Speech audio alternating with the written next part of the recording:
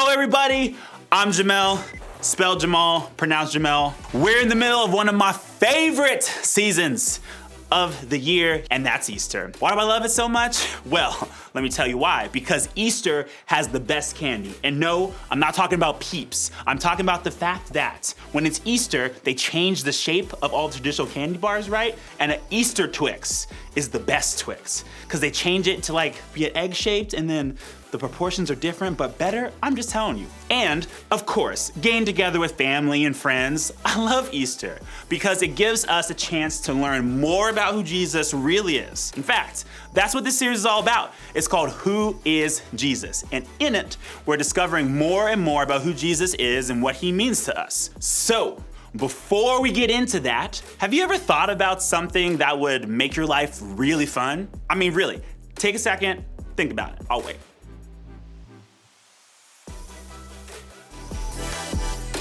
Okay, I'm sure you thought of some really cool things, right? Like maybe hanging out with your favorite celebrity all day or finding out there's an early release day from school. Yes. Whatever you thought about, it was probably something that would make you happier. It's something you thought that would be more fun. Basically, something that would make life better. That's kind of how we make decisions in our lives too. We choose the thing that would make us happier. Should I play basketball or soccer? Should I audition for the play? Should I join that club after school? Should I hang out with my homies? Should I participate in groups at church? No matter what the decision is, it almost always comes back to the same question. Does this make my life better or worse? And it's a great question. Since you and I have only one life, it makes sense that we would want to get the most out of it. It makes sense that we would want everything we do to make us happier or be exciting or be good for us. We want to choose things that will make our lives better. And for most of us, we approach church and faith in the same exact way.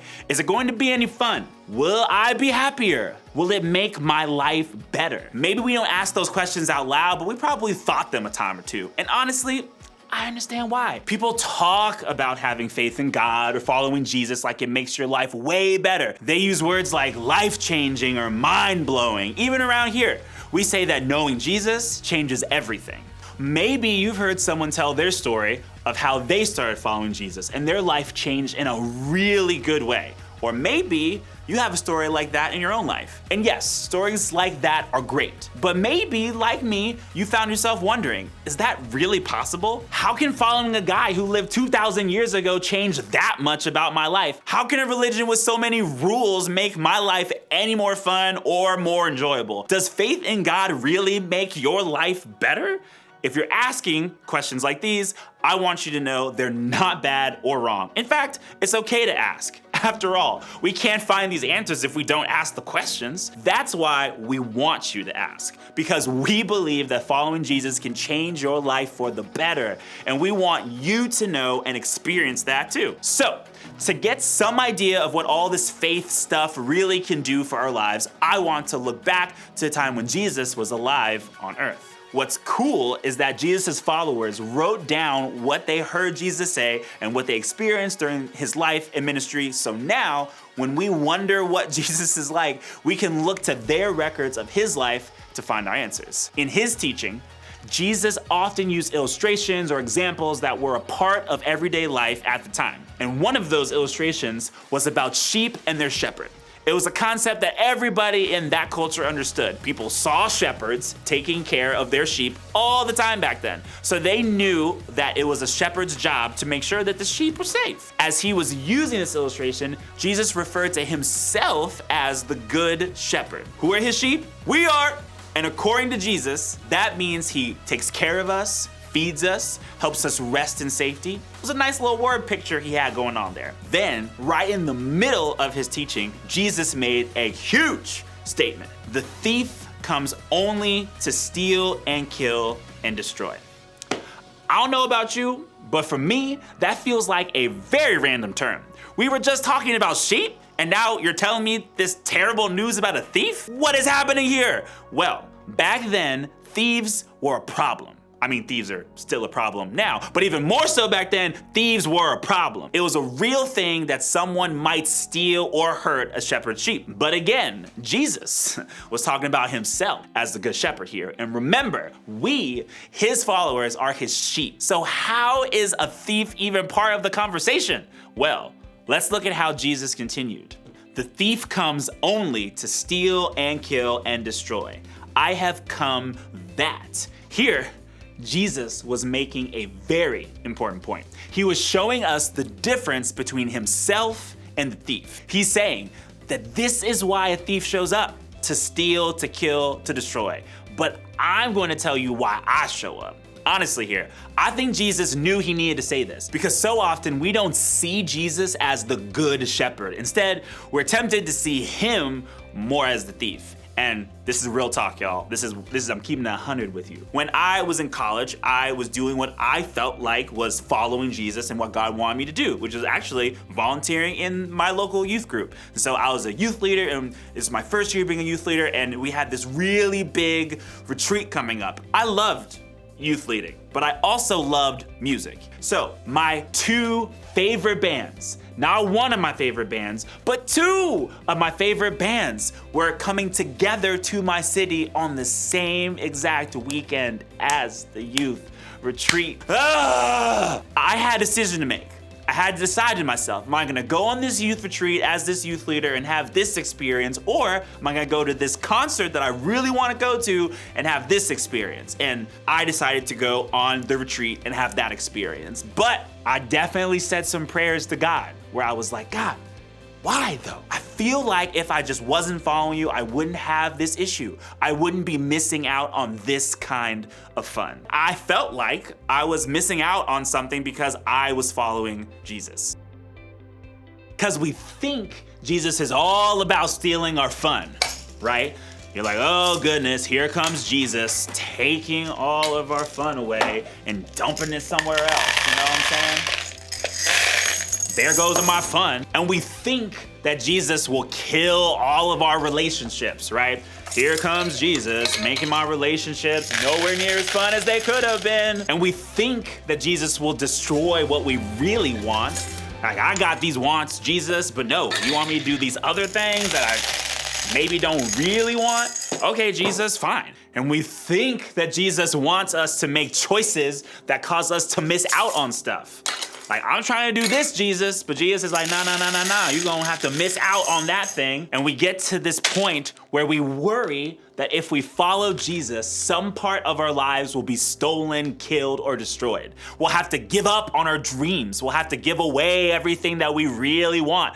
We're going to miss out on friends or dating people or doing things that we think are fun. We're going to have to live boring lives. The point is, when it comes to Jesus, we're all tempted to think that he wants to take something away from us. And that's why I think Jesus brought this up. He knew his followers might feel this way. He knew that they'd think something about him that wasn't true. So he wanted to make sure his people were crystal clear about who he is and why he came to them. And that's why he finished with this. I have come that they may have life and have it to the full. In other words, Jesus was saying, I didn't come to take away your life. That's what a thief does. And I ain't no thief. I have come to make sure you have life. And not just any life, but life to the full. Jesus' goal isn't for us to have less of a life. He wants to give us more life, a better life, a full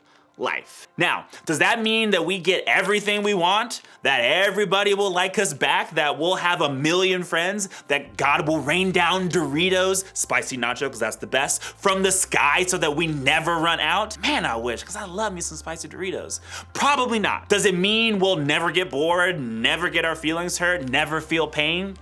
Nope. But it does mean that we can trust that even in difficult times, Jesus isn't trying to take anything away from our lives. Instead, we can trust that he wants to lead us in a good direction. It means we can trust that he will lead us towards more of what we really want in life. Things like more fun, Okay, maybe you never thought about it this way, but did you know that God actually invented fun? God created the part of your brain that lights up when you're having a blast with your soccer team or hanging out with your homies. Happiness and enjoyment were God's ideas, y'all. Jesus didn't come to take away our opportunities to have a good time. Instead, he says, let me show you a way to live that brings more joy, bigger joy, joy that doesn't fall apart just because you had one bad day. The goal was never less fun, it was more. Better relationships. The truth is, we all want solid, real friendships. Following Jesus can make you better at finding those kind of friends and being that kind of friend. But that's not all, y'all. The same is true for your family and even your dating relationships. Jesus wants you to find more of the right kind of people and have better relationships. Oh yeah, oh yeah. Things like what you really want. What if Jesus wants to help you discover what you want most in life? That might mean more than just giving you what you want right now. Of course, things might not go exactly how you want them to go all the time, but following Jesus leads to more joy, more peace, more real friends, more real adventures, more fun. More of the good stuff that makes life awesome. Who doesn't want that? Things like wise choices. This is a big one because choices can be really hard to make.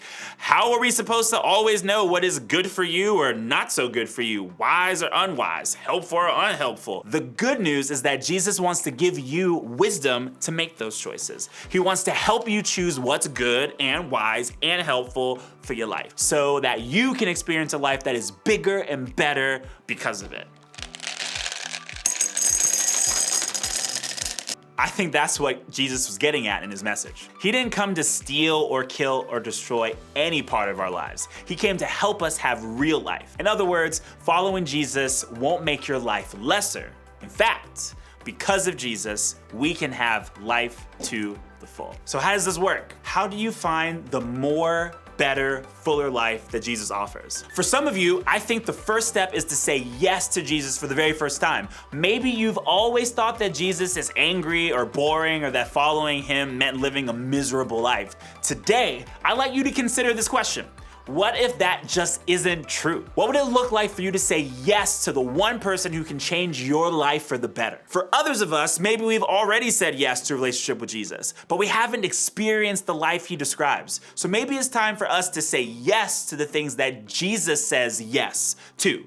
So much of what Jesus leads us to do will actually make our lives better. When we make good choices or decide to serve someone else or we spend time getting to know more about Jesus, we do that because it makes things better for us and for others. There are a million ways to experience this, but let's start with just one. What if this week you just said yes to serve someone? Serving someone else can make their lives so much better, but it can actually make our lives better and happier and richer as well. Serving isn't something that a serious, no fun God would ask you to do. It's something that makes everyone's lives better, including yours. So, what's one way that you could help someone else?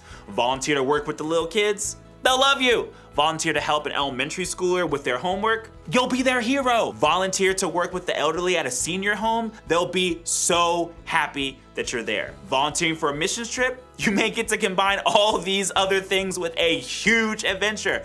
You'll be helping meet a need and potentially changing someone's life for the better. Can you imagine feeling less joy after doing something like that?